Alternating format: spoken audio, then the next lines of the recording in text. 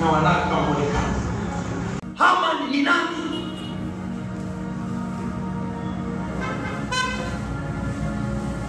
Utasoma vizuri katika kitabu cha Esther, nitatoa mistari hapa. Lakini kwa kifupi, Haman alikuwa ni mmoja ya majemadari katika jeshi la mfalme mmoja aitwa Ahasuero kipindi kile. Mtu huyu alikuwa ni tofauti. Ukisoma vizuri sifa zake nyingine, alikuwa ni mpenda madaraka. Ukienda mbali zaidi utakuta kuna kipindi fulani alikuwa anataka ku overthrow mpaka kiti cha Ahasuero. Ndio unamkuta mtu anaitwa Haman. Sasa kipindi kile cha utawala ule, ngoja nisome hii mistari kidogo. Naomba mtumishi wa Mungu Festo niangalie mistari nisomee. Nisomee kitabu kile cha Esther 3 mstari wa 12. Mordekai alikataa kumsujudia yule jamaa pamoja na taratibu alikuwa ameziweka katika ufalme ule. Kupitia Mordekai Wayahudi wakitaka kuangamizwa wote na waraka wakatoka. Mordekai ni nani? Kumbuka ujumbe wetu unasema waraka wa Haman na waraka wa nani? Sasa huyu tunayemzungumzia, tunaposema kwa habari ya Mordekai, Mordekai alikuwa ni nani?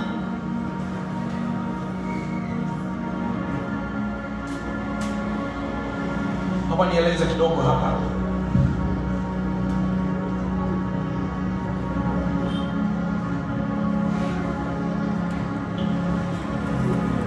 Mordekai kwa kifupi tu alikuwa ni mlezi wa Esther.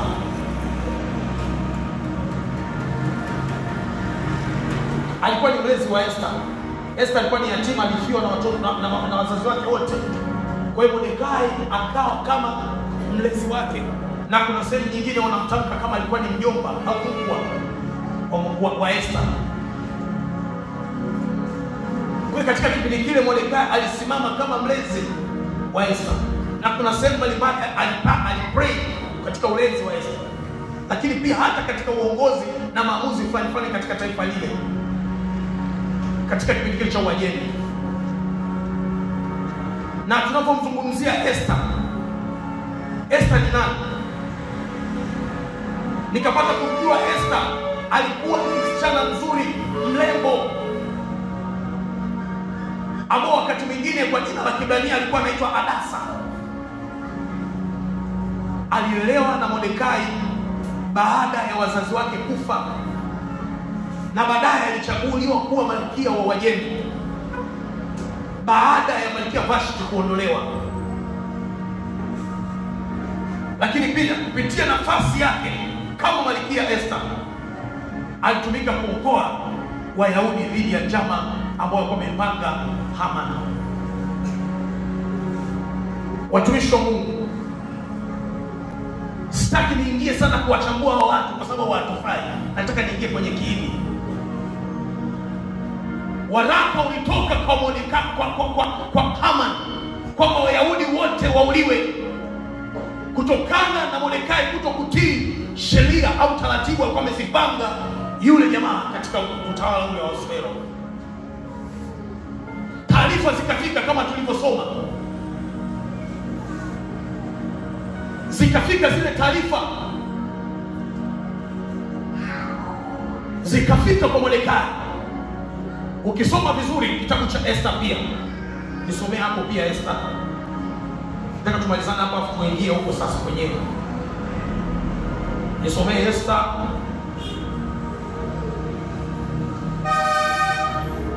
Soma kitabu cha Esther. Esther 8 kuanzia mstari wa 8. Basi waandikieni Wayahudi piga vyovyote mpendavyo kwa jina la mfalme, mkatie muhuri kwa pete ya mfalme, kwa kuwa andiko lililoandikwa kwa jina la mfalme na kutiwa muhuri kwa pete ya mfalme hakuna awezaye kulitangua. Basi waandishi wa mfalme wakaitwa pale pale siku ya 23 ya mwezi wa 3, ndio mwezi wa Siwani, na kama vile Mordekai alivyoamuru, Wayahudi wakaandikiwa pamoja na maakida na maliwali na wakuu wa majimbo toka bara Hindi mpaka Kushi, majimbo 127, kila jimbo kwa mwandiko wake, na kila taifa kwa lugha yake, na Wayahudi kwa mwandiko wao na kwa lugha yao.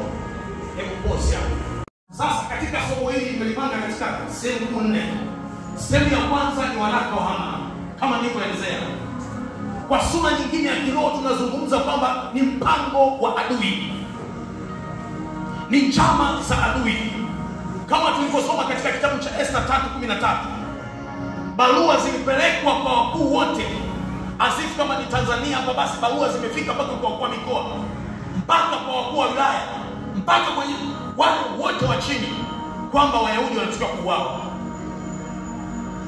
Lakini Haman anaonekana ni mfano wa adui katika ulimwengu wa kiroho. Waraka wake ni kama mashtaka ya shetani kwa watoto wake, watoto wa Mungu. Anaandika hukumu za kushindwa, kukataliwa, magonjwa, laana, shida, matatizo mbalimbali. Shetani wakati mwingine amefanyika kama Haman alivyo. Ameleta waraka wako kwamba unadaiwa nchi, kwamba una tatizo hili, kwamba una changamoto ya afya yako, kwamba ndoa yako itaharibika, kwamba kanisa litavurugika, kwamba hautaolewa. Huo ni waraka wa Haman umekuja kwako. Waraka wa Haman umekuja kwako unakwambia kwamba hautatoboa katika mipango unayoipanga.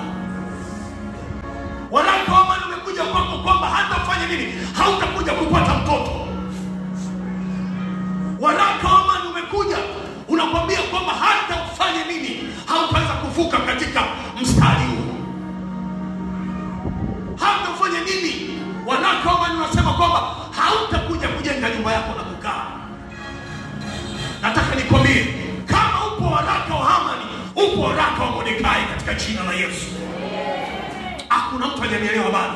Nasema kama upo waraka wa Haman, upo waraka wa Mordekai katika jina la Yesu.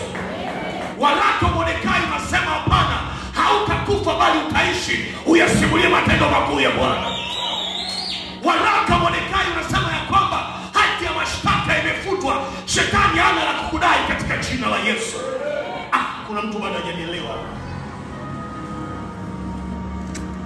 Shetani wakati mwingine analeta mashtaka kwamba hata ufanye nini katika hili uwezi. Unafunga na kuomba, nakwambia utapata vidonda vya tumbo. Shetani anazungumza, ameleta mashtaka kwako na amegongwa muhuri kuzimu katika jina la Yesu Kristo. Katika ibada ya leo tunatangaza kwamba upo waraka wa Mordekai ambao pia umegongwa muhuri wa moto katika jina la Yesu Kristo wa Nazareti, ambao unaweza kubadilisha waraka na kuchoma waraka wa Haman.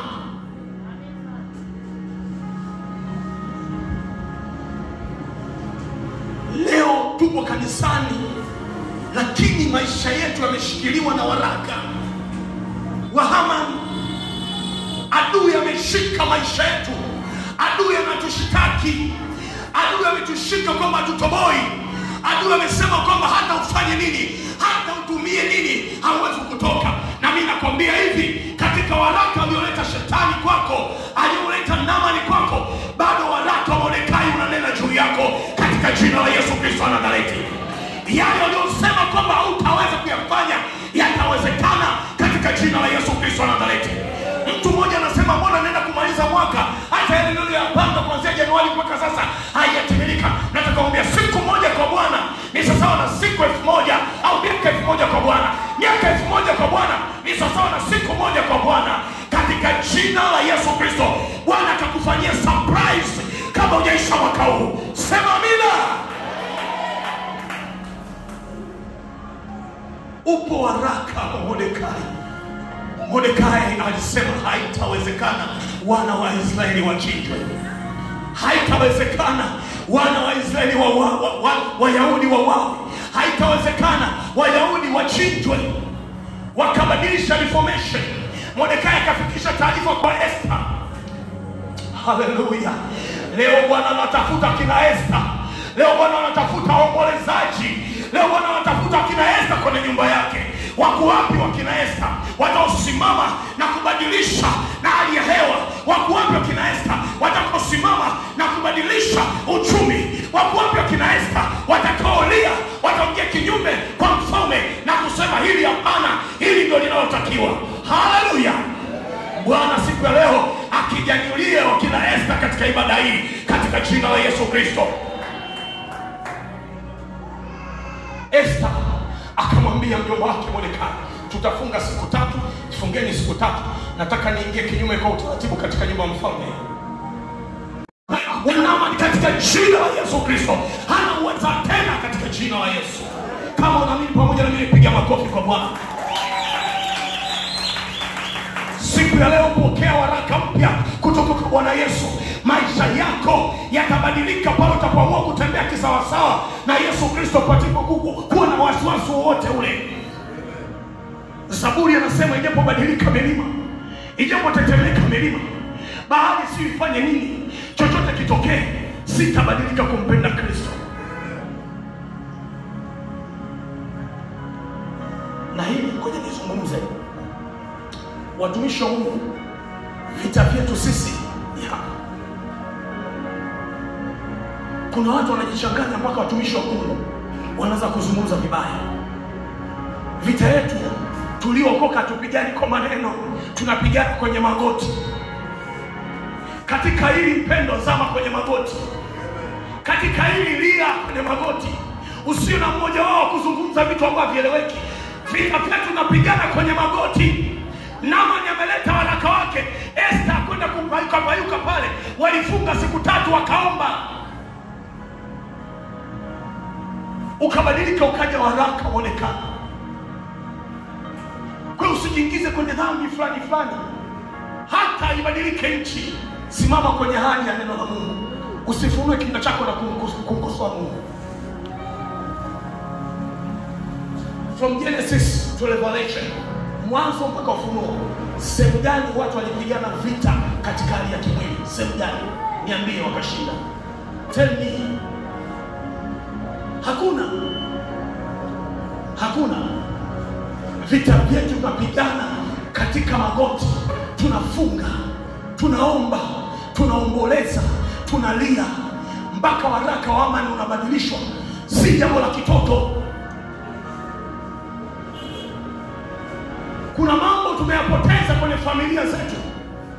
Waraka ulipokuja tumekubaliana nao.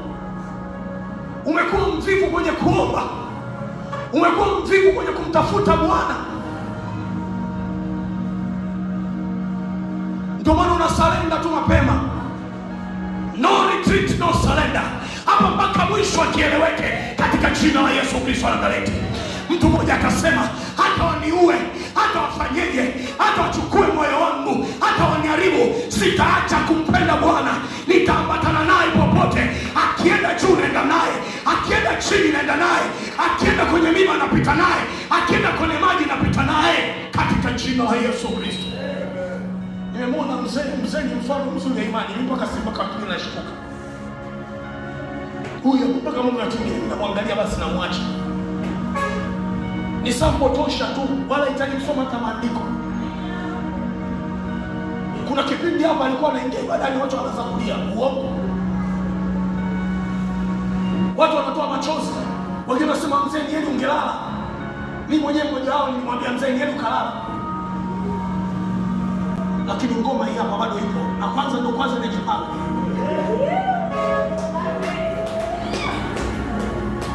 Nilikuwa nasoma inti zake pale kwenye ile list ya maombi.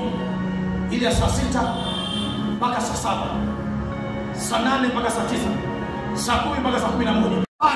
Hilo tumbo ambalo lipati mtoto Yesu ameshamaliza pale msalabani. Alisema imekwisha.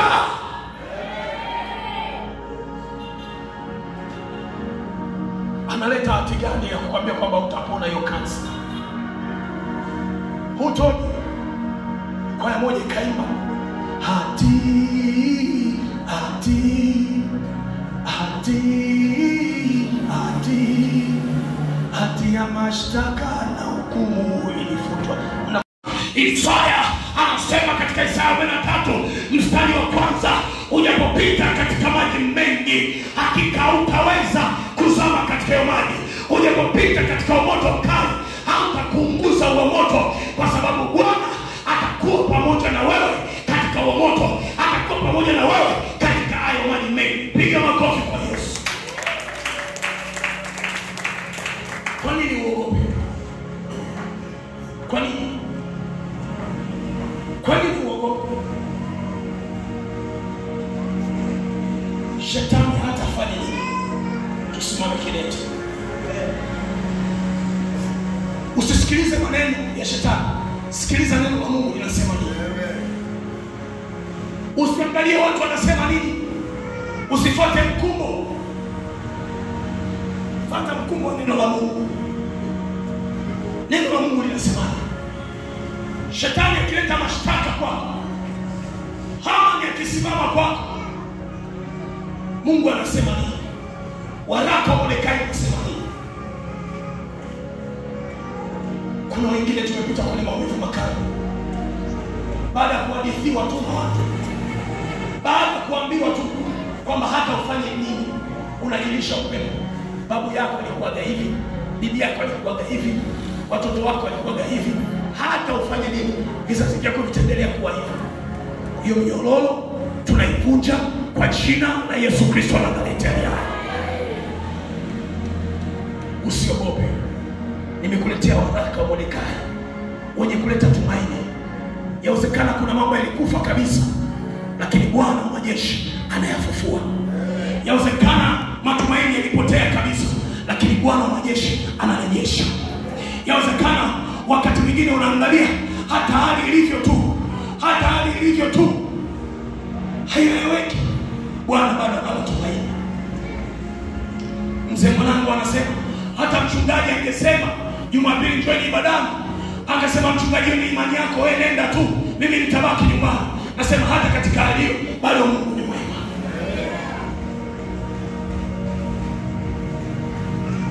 Naomba tusimame.